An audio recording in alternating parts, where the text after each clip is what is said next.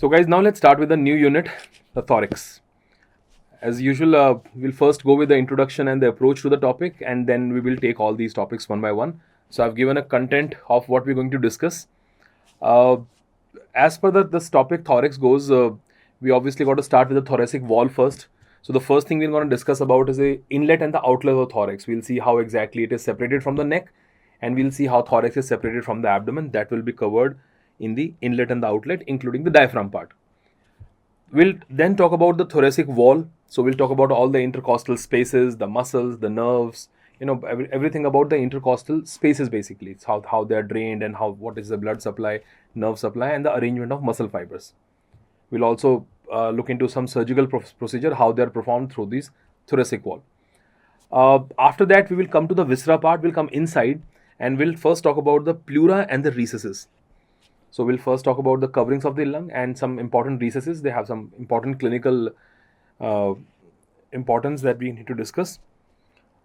In the lungs, we'll mainly focus on to the mediastinal surface of the lungs. We'll see what are the relations that we have of the visceral structures to the lung of both right and left side. And we'll discuss a very, very important topic there, that is bronchopulmonary segment. Again, clinically very important topic, the bronchopulmonary segments, how many segments are there, how to classify them, about their anatomical structures, and obviously associated clinical. After that, we will shift to the pericardium and pericardial sinuses. So we'll first talk about the covering of the heart, all the three layers, the parietal pericardium, the visceral, and the fibrous also. And we'll also talk about the pericardial sinuses with their clinical significance.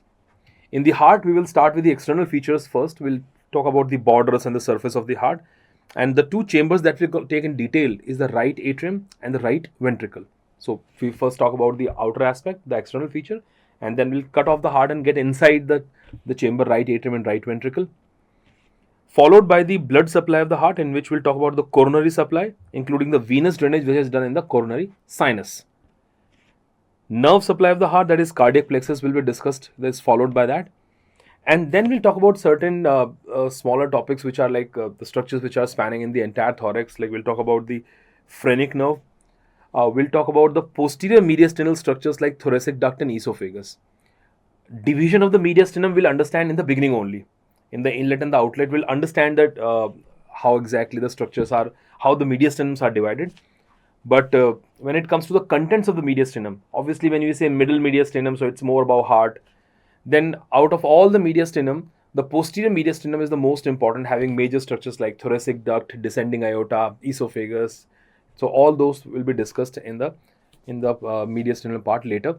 In certain books, they discuss mediastinum in the beginning only. But I believe once you know about all these things, it will be easy for us to understand the mediastinal structures.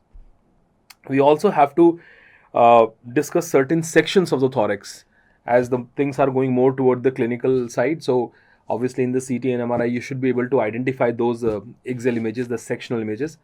And for that, we will be discussing certain important transverse section at T3, T4, and what is their basic difference. And an additional topic here is about the surface marking. Looking at the current scenario, a lot of questions are being asked on the surface marking of the lung, surface marking of the pleura, as well as the heart. So we'll be discussing that at the very end of this thoracic part. So with that, let us start with our unit, the thorax.